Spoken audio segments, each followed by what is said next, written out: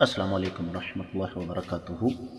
قال اللہ تبارک و تعالی بعد اعوذ باللہ السمیع العلیم من الشیطان الرجیم وقالت اليہود عزیر ابن اللہ وقالت النصارى المسیح ابن اللہ ذلك قولهم بافواہہم یضاہئون قول الذین کفروا من قبل قاتلهم اللہ انا یؤفکون۔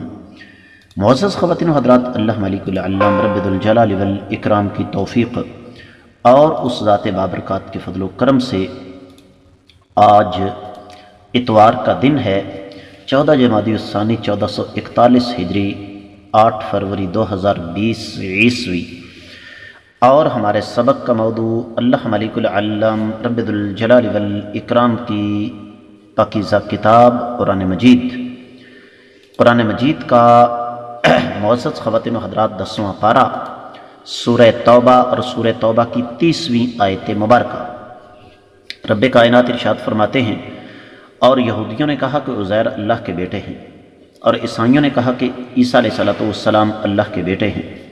یہ ان کی منہ کی باتیں ہیں، یہ ان کی منہ کی باتیں ہیں، اور ان سے پہلے جو کافر تھے وہ بھی انہی جیسی باتیں کیا کرتے تھے۔ اللہ تعالیٰ ان کو برباد کریں، یہ کہاں بھٹکے پھرتے ہیں۔ با محاورہ ترجمہ سنیے گا۔ یہودیوں نے کہا کہ عزیر اللہ کے بیٹے ہیں، اور عیسائیوں نے کہا کہ مسیح اللہ کے بیٹے ہیں۔ یہ ان کے منہ کی باتیں ہیں۔ پہلے کافر بھی اسی طرح کی باتیں کیا کرتے تھے، اور یہ بھی ان کی نقل کرنے لگے ہیں۔ اللہ ان کو ہلاک کرے، یہ کہاں بھٹکتے پھرتے ہیں۔ امام ابن کثیر رحمۃ اللہ علیہ نے اس آیت مبارکہ کی تفسیر بیان کرتے ہوئے ارشاد فرمایا کہ رب کائنات نے وجہ بیان فرمائی ہے کہ اے میرے مومن بندو، اے میرے مسلمان بندو، میں تمہیں کیوں حکم دے رہا ہوں کہ تم مشرکین، کفار اور یہود و نصارہ کے خلاف لڑو۔ اس کی وجہ اللہ رب العزت نے بیان فرمائی ہے، اور اس کی پہلی وجہ یہ ہے کہ یہودیوں کے خلاف اس لیے لڑنا ہے کہ ان ظالموں نے سیدنا عزیر علیہ السلام کو اللہ کا بیٹا بنا دیا۔ اللہ تعالیٰ اس سے کہیں زیادہ بلند و برتر ہے۔ امام سدی وغیرہ کے حوالے سے ابن کثیر رحمۃ اللہ علیہ نے ذکر کیا ہے کہ جب عمالقہ نے بنو اسرائیل پر غلبہ حاصل کیا اور بنی اسرائیل کے جتنے بھی مذہبی پیشوا تھے سب کو قتل کر دیا، اور پھر جتنے جوان تھے سارے کے سارے قیدی بنا لیے، تو سیدنا عزیر علیہ السلام بنی اسرائیل کی اس حالت پر رونے لگے، یہاں تک کہ ان کی آنکھوں کی بینائی جو ہے وہ ختم ہو گئی۔ تو ایک دن سیدنا عزیر علیہ السلام کھڑے تھے، تو ان کو پتہ یہ چلا کہ ایک عورت قبر پر رو رہی ہے، اور کیا کہہ رہی ہے؟ وا مطعمہ وا کاسیہ، ہائے میرے پاس کھانا نہیں، ہائے میرے پاس لباس نہیں۔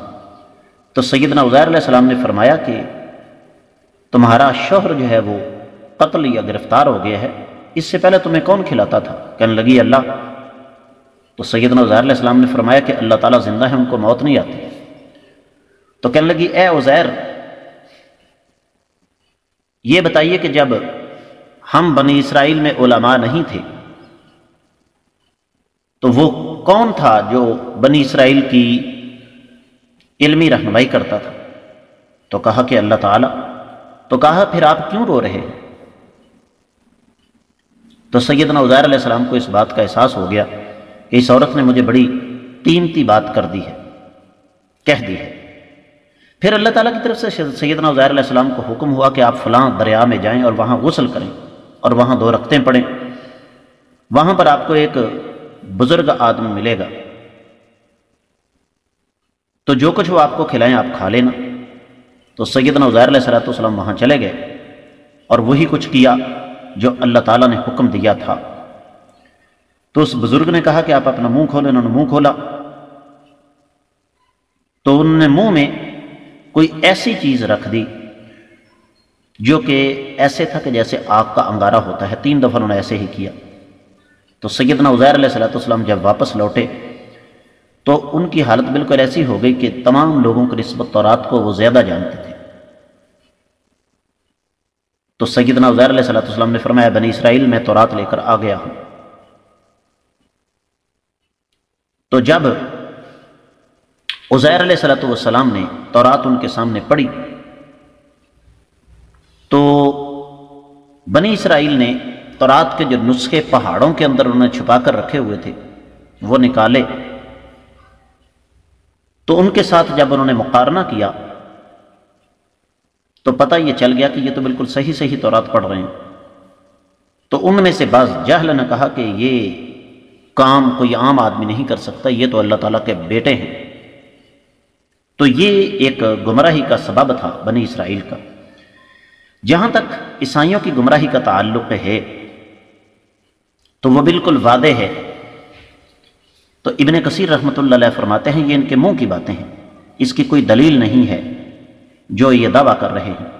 یضاحئون کا معنی یشابہون کیا ہے ابن کثیر رحمۃ اللہ علیہ نے، کہ ان سے پہلی جو امتیں تھیں ان کا بھی کام یہی تھا۔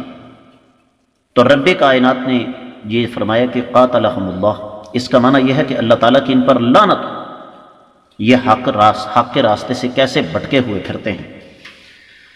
معزز خواتین و حضرات، تفسیر ابن کثیر میں جو کچھ بیان ہوا وہ اتنا ہی تھا۔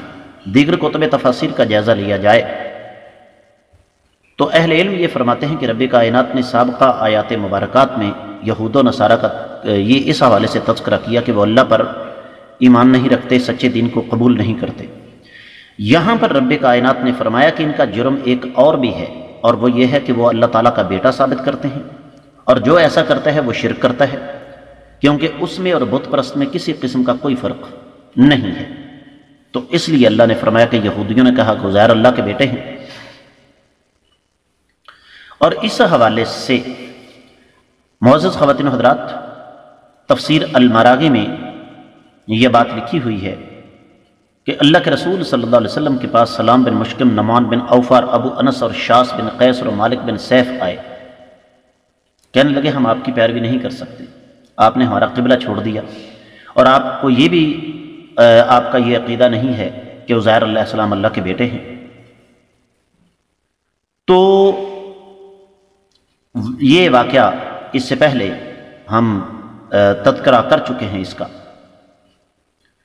تو اصل بات یہ ہے کہ یہودیوں نے انبیاء علیہ السلام کو موسیٰ علیہ السلام کے بعد قتل کیا، تورات کو ضائع کر دیا، اور پھر یہیں پہ بس نہیں بلکہ انہوں نے اپنی مرضی کی شریعت بنا کر اس کے مطابق انہوں نے اپنی عملی زندگی گزارنا شروع کر دی۔ تو رب کائنات نے ان سے پھر تورات والا تابوت، صندوق جو ہے وہ اٹھا لیا، اور تورات جو ہے وہ ان کو بھول گئی۔ تو اس کے بعد پھر وہی واقعہ ہے کہ سیدنا عزیر علیہ السلام کو اللہ تعالیٰ نے ایک فرشتے کے ذریعے تورات جو ہے وہ دوبارہ یاد دلا دی۔ تو بجائے اس کے کہ وہ یہ سمجھتے کہ یہ تو سیدنا عزیر علیہ السلام کی نبوت کی نشانی ہے، انہوں نے ان کو بیٹا بنا دیا۔ اور جہاں تک عیسائیوں کا تعلق ہے، اس بارے میں بھی اہل علم یہ فرماتے ہیں کہ عیسیٰ علیہ السلام کے ماننے والے 81 سال تک عیسیٰ علیہ السلام کے زمین سے اٹھائے جانے کے بعد حق پر قائم رہے، قبلہ کی طرف منہ کر کے نماز پڑھتے تھے، روزے رکھتے تھے، یہاں تک کہ ان کے اور یہودیوں کے درمیان جنگ ہوئی، اور یہودیوں میں ایک آدمی یہ بڑا بہادر تھا جس کا نام بولس تھا، تو اس نے عیسیٰ علیہ السلام کے بہت سارے ماننے والوں کو قتل کیا۔ تو یہودیوں سے کہنے لگا کہ اگر حق عیسیٰ علیہ السلام کے ساتھ ہوتا تو پھر ہم کفر پر ہیں، آگ ہمارا ٹھکانہ ہے، اور اگر ہم صحیح راستے پر ہیں تو آگ ہمیں کچھ نہیں کہہ سکتی۔ اور پھر وہ آیا عیسائیوں کے پاس، عیسائیوں نے پوچھا کون ہو؟ کہنے لگا میں تمہارا دشمن بولس ہوں۔ تو آسمان سے آواز آئی، اس نے کہا کہ آسمان سے مجھے آواز آئی ہے کہ تمہاری توبہ قبول نہیں ہو سکتی جب تک کہ تم عیسائیوں کو فتح نہ کر لو۔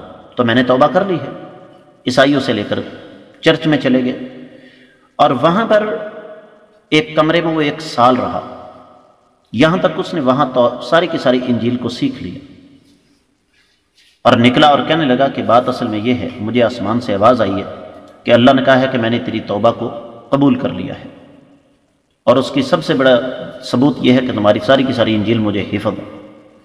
تو انہوں نے اس کو سچا سمجھ لیا۔ تو پھر اس نے 4 آدمی ان میں سے پکڑے، ایک کا نام نستور تھا، دوسرا یعقوب تھا، تیسرا ملکان تھا، اور چوتھا رومیوں میں سے تھا۔ اب ہوا یہ کہ ان چاروں کی بنیاد پر عیسائیوں کے پھر 4 عقیدے بن گئے۔ نستور جو ہے اس کا یہ عقیدہ تھا کہ عیسیٰ اور مریم یہ 2 الہ ہیں اللہ تعالیٰ کے ساتھ، اور یعقوب کو اس نے یہ سکھا دیا کہ عیسیٰ علیہ السلام انسان ہے ہی نہیں بلکہ وہ اللہ کے بیٹے ہیں۔ ملکان کو اس نے سکھا دیا کہ عیسیٰ علیہ السلام بذات خود اللہ ہیں اور ہمیشہ ہی اللہ رہیں گے، اور وہ جو رومیوں کا ایک آدمی تھا اس کو اس نے لاہوت اور ناسوت کا عقیدہ سکھا دیا۔ تو یہاں سے پھر یہ عیسائیوں کی گمراہی کا جو ہے وہ آغاز ہوا۔ اس حوالے سے اہل علم نے بڑی لمبی چوڑی باتیں کی ہیں، تو یہ مختصر سی تاریخ آپ کے سامنے بیان کرنے کا مقصد یہ ہے کہ رب کائنات فرماتے ہیں یہ ساری کی ساری ان کے منہ کی باتیں ہیں۔ امام شوکانی نے فتح القدیر میں اس پر بڑی تفصیل کے ساتھ روشنی ڈالی ہے۔ تو اصل بات یہ ہے کہ ان کا کفر جو ہے وہ انہی وجہ کی بنا پر ہے جو عقیدہ بولس نے ان کو سکھایا تھا، تو یہاں سے ان کی گمراہی کا آغاز ہوا، تو رب کائنات نے ان پر لعنت فرمائی۔ اس سے پتہ چلا کہ آج مسلمان اگر ایسا عقیدہ رکھے گا تو اس پر بھی اللہ کی لعنت ہے، بلکہ ہر ایسے انسان پر اللہ کی لعنت ہے۔ اس کے ساتھ ہی اس آیت مبارکہ کی مختصر تفسیر مکمل ہوتی ہے۔